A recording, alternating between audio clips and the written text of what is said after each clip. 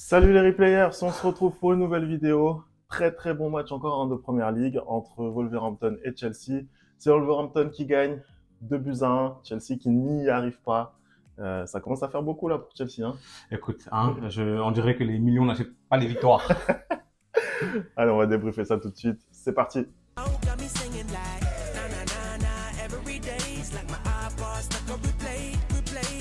Allez, on commence tout de suite ce débrief. Chelsea qui n'a pas réussi à enchaîner. Pourtant, voilà, ils ont bien démarré la partie, je trouve, globalement. Est-ce que toi, tu trouves que Chelsea méritait mieux dans ce match? Non, je ne vais pas te mentir. Je vois pas comment Chelsea aurait pu mériter mieux dans ce match. Quand on voit la prestation de l'attaque, notamment de Chelsea, ça va plus. Hein. Soyons clairs, disons les termes, ça ne va plus. Entre Sterling, comment il s'appelle, Jackson, Broja, il n'y a rien qui va. Il y a rien qui va. T'as beau remplacer un par l'autre, les problèmes s'accumulent en fait.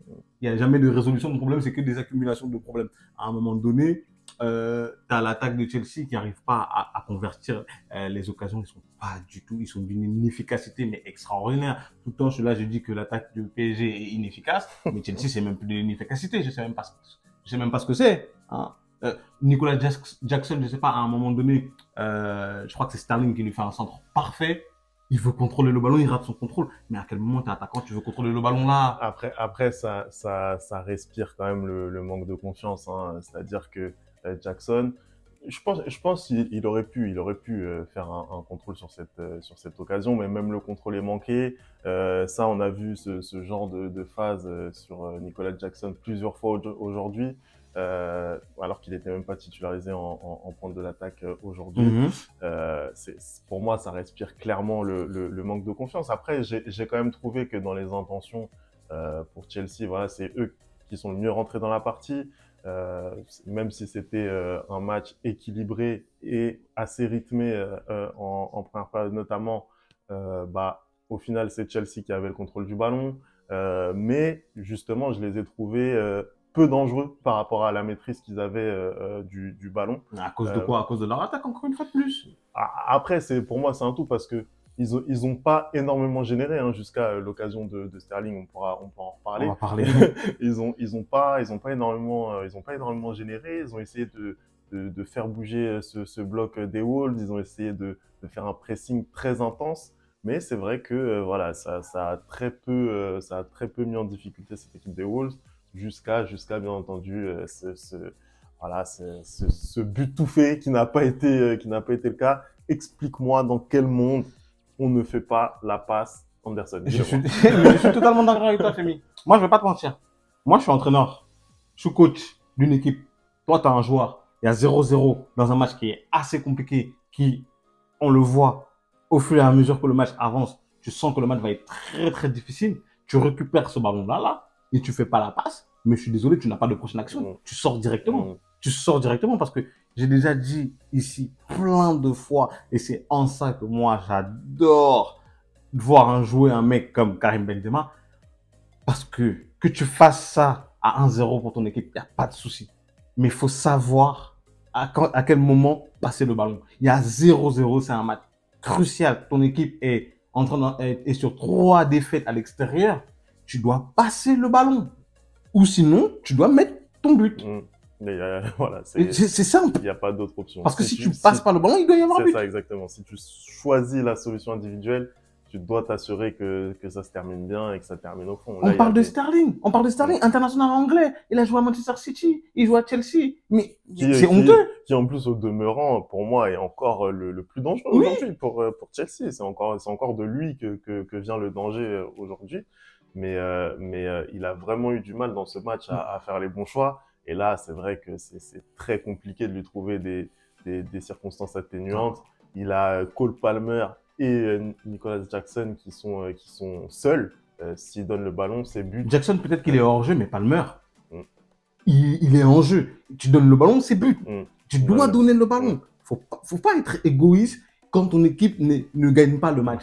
Quand je te dis, quand il y a 1-0, 2-0 et que tu veux mettre un but toi aussi, tu veux participer à la fête, d'accord, tu passes pas. Mais là, là, ce qu'il a fait là, il coûte la victoire à Chelsea. Il Mm. coûte la victoire à Chelsea et c'est pas normal. Je suis désolé, c'est pas Ouais. normal. Surtout qu'à ce moment du match, je pense que justement Chelsea avait vraiment la main et qu'une ouverture du score, ça peut changer le scénario. Peut-être que Wolverhampton se réveille pas comme ça. Peut-être que voilà.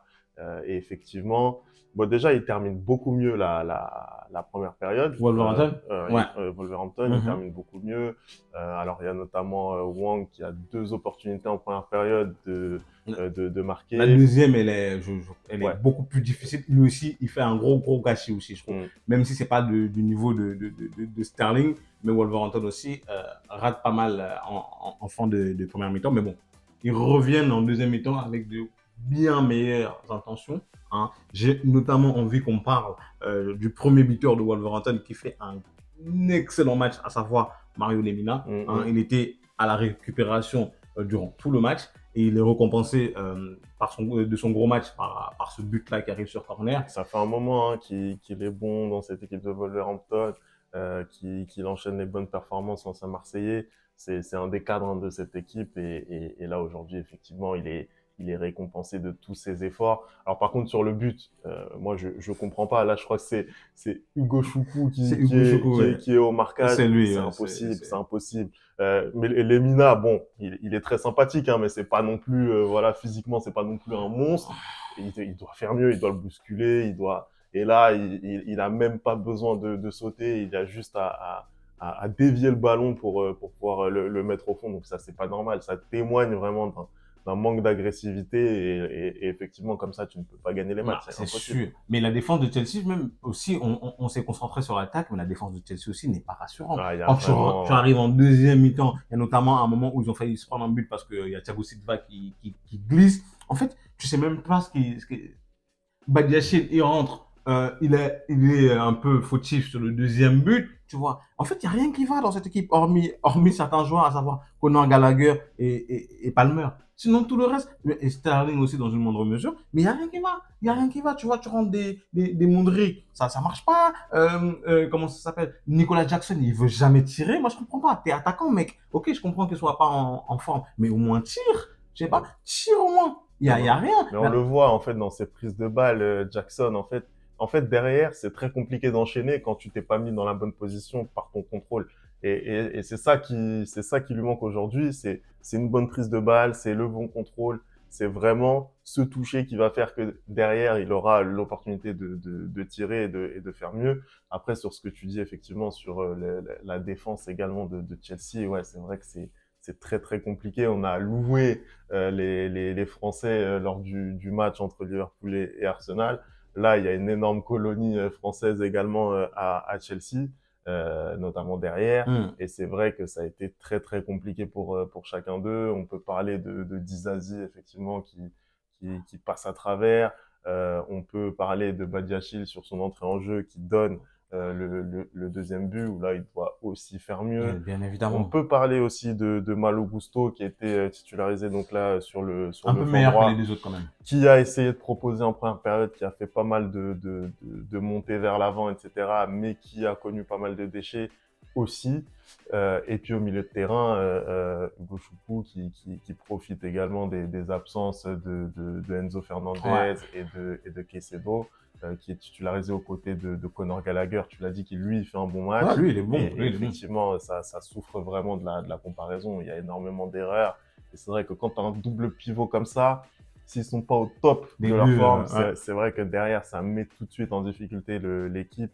Et si les Wolves ils sont revenus en deuxième période avec d'autres intentions et avec cette intensité folle qui leur a permis de marquer justement ce premier but, c'est parce que ce milieu de terrain, il prend l'eau en fait, il prend l'eau et ça c'est. Bon après en deuxième période aussi, comment il s'appelle l'entraîneur de Chelsea, j'ai oublié son nom. Pochettino, il fait un petit remaniement et du coup Gallagher se retrouve un peu tout seul devant la défense puisque quand Hugo Choukou se blesse, il fait rentrer Christopher Nkunku et du coup on a une équipe de Chelsea qui est très très très offensive. Très étonné d'ailleurs, je le précise parce que voilà Pochettino on l'a bouffé pendant 2 ans au PSG. C'est pas le type à faire ça. Pas du tout. C'est quelqu'un de très très peu réactif en fait. C'est quelqu'un qui subit. C'est-à-dire, une fois qu'il s'est trompé, bah, il a que ses yeux pour pleurer. Et là, effectivement, il y a au moins eu le mérite de la réaction en faisant rentrer. Bon, après, je sais pas si les supporters de Chelsea vont être d'accord avec toi, parce que je pense que là, il y a bon nombre de supporters de Chelsea qui en ont marre, hein, qui aimeraient avoir comme cadeau de Noël un licenciement de la part de Pochettino. Non, après, il faut laisser le temps de construire aussi. Pochettino, c'est sa première saison, il a une équipe très très jeune, faut pas l'oublier. Ah, mais là, tu veux faire quoi? T'as vu l'argent qu'ils ont dépensé? Tu veux rajouter quoi? 180 millions encore en plus? À un moment donné, faut arrêter de parler d'argent dans le football, parce que quand tu vois maintenant les prix qui se font, tu ne peux plus parler d'argent, c'est terminé. C'est-à-dire que voilà, maintenant on a compris que les prix étaient indécents dans le football. Oui, quand t'as les reins assez solides pour mettre cet argent, bah mets-le, c'est oui, tout. je suis d'accord. Mais sauf que le problème, c'est t'as pas de retour sur investissement. Tu vois, quand tu regardes les Moudry, quand tu regardes les Jackson, quand tu regardes t'as pas de retour. Mais tu utilises le mot investissement. Un investissement, c'est du long terme. C'est du long terme. Tu dois laisser le temps aux joueurs de s'adapter. On va voir. Quand tu changes comme ça autant de joueurs dans une équipe, forcément, ça ne peut pas marcher en claquant des doigts, c'est sûr. En tout cas, je suis désolé, je pense pas qu'ils investissent plus d'1 milliard pour se retrouver 10e. Hein. Ils sont presque largués là. Ils sont à 5 points de la 9e place de Brighton. Hein. Manchester United qui est en train de faire une saison catastrophique et 8e. Après, voilà, moi par exemple, je serais un peu plus critique avec une équipe, par exemple, comme Manchester United, où là, effectivement, il y a un peu plus de vécu collectif. Mais pour en revenir justement à l'entrée en jeu de Christopher Nkunku, moi, je l'ai trouvé très intéressant. C'était sa première en première ligue aujourd'hui. Il a marqué. Il a marqué, d'ailleurs. Il aurait pu terminer avec un doublé si ce ballon n'avait pas été sauvé sur la ligne. On l'avait trouvé, je le disais lors d'une précédente vidéo, en pré-saison très intéressant, notamment avec Nicolas Jackson sur le terrain. Voilà, après malheureusement il se blesse. Là il rentre en jeu et tout de suite il apporte ce qu'on attend de lui. Il continue sur sa lancée avec Leipzig justement et il arrive par ce but de la tête à remettre Chelsea dans le match. On pense qu'ils peuvent enflammer la fin de match, ça n'a pas été le cas. Mais en tout cas, dans les intentions, dans les choix aussi, je trouve que voilà, c'est quand même le jour et la nuit avec Jackson. Oh bah, il y a rien à voir avec les deux autres, avec Broya et Jackson.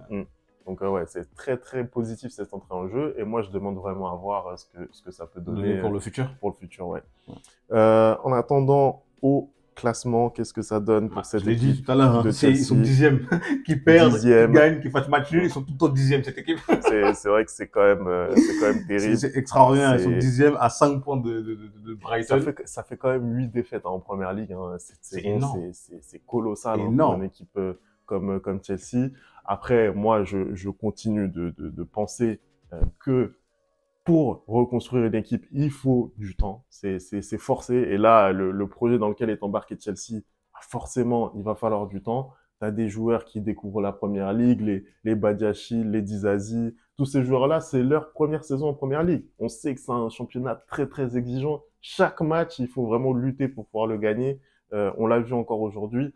Donc, c'est vrai que pour moi, plus qu'ailleurs, hein, il faut vraiment donner du temps à cette équipe de Chelsea pour qu'elle puisse briller, pourquoi pas l'année prochaine. Et pour moi, il ne faut pas virer un Mauricio Pochettino parce que je trouve que c'est le bon entraîneur pour le projet actuel. C'est-à-dire que c'est un projet sans star, c'est un projet avec des jeunes joueurs, des jeunes prospects. Pour moi, c'est l'entraîneur qu'il faut pour ce genre de projet-là. Voilà. Moi, je suis désolé, j'ai envie de te dire, le temps, on n'a plus le temps d'avoir le temps. Voilà, hein, d'après un grand philosophe. On n'a pas le temps. Voilà, on n'a pas le temps et Chelsea doit faire mieux. Et aujourd'hui, ce n'est clairement pas le cas. Et je pense que tous les supporters de Chelsea aimeraient, mais viraient, mais pas mal de joueurs dans cette équipe, hein, et notamment son entraîneur, parce que avec les moyens que Chelsea se sont donnés, ce n'est pas normal qu'ils se retrouvent à la 10e place. Voilà, ça c'est mon mot de la fin. Ça va être le mot de la fin. En tout cas, merci d'avoir regardé cette vidéo. On n'oublie pas les bonnes habitudes, @lereplayfoot. Vous me dites ce que vous avez pensé de ce match. C'était le dernier débrief de cette année 2023. Merci beaucoup pour le soutien. Ça nous fait vraiment plaisir. Tous les commentaires que vous nous laissez, les likes, les partages.